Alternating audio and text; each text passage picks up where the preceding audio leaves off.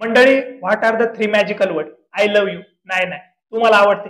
नाही हो, तीन जादुई शब्द म्हणजे भाव बसायचं, खराब चाललेला दिवस भारी करण्याची, आठवणीत रमलेलं मन ट्रॅकवर आणण्याची किंवा ट्रॅकवर असलेलं मन आठवणीत नेण्याची ताकद या तीन शब्दामध्ये आहे.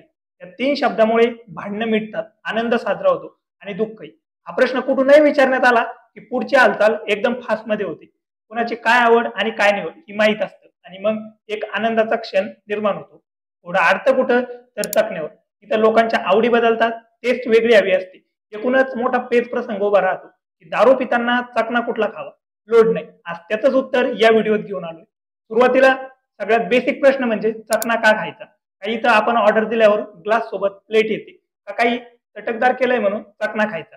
असं अजिबात नसतं. तर याच्या मागे पण एक लॉजिक आहे. कुठलीही दारू पिल्यावर जिभेवर तिची चव येते. बऱ्याचदा ती चव कडवट किंवा उग्र असते. मग जिभेवरची ती उग्र चव घालवण्यासाठी एखादा चटकदार पदार्थ खाल्ला जातो. मग हे पदार्थ कधी खारट असतात, कधी आंबट असतात, तर कधी तिखटही असतात. सोबतच अल्कोहोलमुळे आपल्या शरीरात पाण्याची गरजही वाढते. मग या गरजा भागवण्यासाठी हे तळलेले किंवा भाजलेले पदार्थ खाल्ले जातात. पण मेन विषय असा आहे, दारू सोबत चकना खायलाच हवा का? असा काही नियम किंवा प्रथा नाही. हे लोन आपल्या भारतातच जास्त पसरलेलं आहे. प्युअर ड्रिंकिंग कल्चरमध्ये जिथे सिंगल माइंड व्हिस्की किंवा स्कॉच पिली जाते, तिथे या दारू सोबत हा चकना असं कुठेही पेअरिंग नसतं. नुसतं आपला कंपनी म्हणून हलके न तळलेले पदार्थ असतात. दोन सिप मध्ये अंतर राखलं जावं, दारूची चव अशी जिभेवर रेंगाळत राहावी म्हणून चवीपुरतं असं तिथं खाल्लं जातं.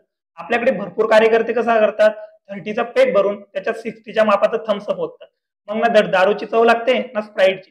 पहिला विषय तिथंच बाद होतो आणि मग उगाच काहीतरी चटकदार खाल्लं की दारूची मजाच निघून जाते.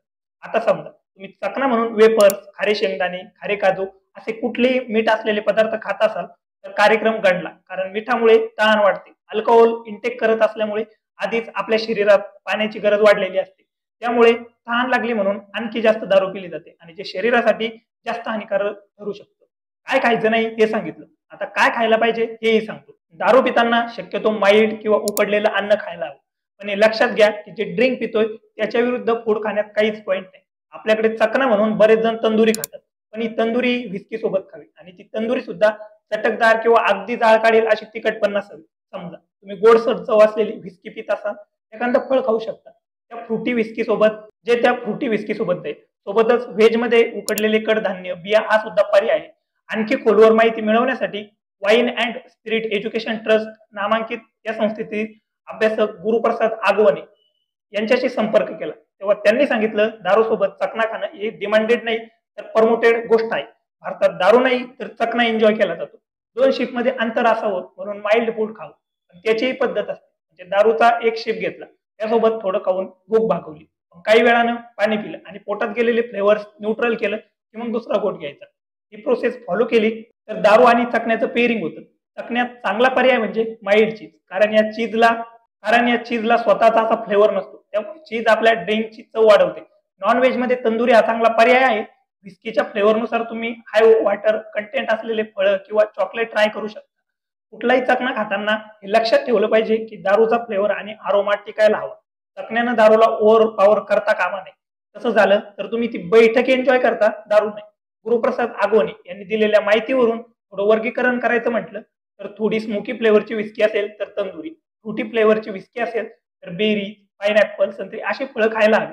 आंबा कितीही आवडत असला तरी आंबा चकण्यासोबत खाऊ नका, कारण आंब्याची चव तोंडात रेंगाळते आणि त्यामुळे दारूची चव खराब होते.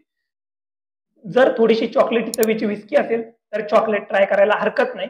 टिपिकल ड्रिंक आणि टिपिकल चकना हे असं पेअरिंग फार कमी प्रमाणात आढळतं. अमेरिकन व्हिस्की, जिला बर्बन म्हणूनही ओळखलं जातं, त्याचे पेअरिंग करण्याचे प्रयत्न झाले होते. वाईन प्रकाराचं मात्र पेअरिंग केलं जातं. थोडक्यात काय, ड्रिंकची चव आणि चकण्याची चव विरुद्ध टोकायला असली व्हिस्कीत फॅन्टा टाकून पिल्याचा प्रकार होतो.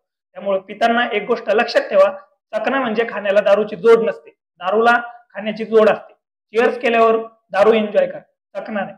आणि आता एवढं सांगितलंय तर तुम्ही बारला बसल्यावर मुंगाळच मागवणार आणि रूमला बसल्यावर फराळाची पिशवीच उघडणार. असं असलं तरी बसताना आठवण काढाच. आणि ही माहिती कशी वाटली कमेंट करून नक्की सांगा. आणि अशाच माहितीपर व्हिडिओसाठी DC मराठी या YouTube चॅनलला सबस्क्राईब तेवढं करा.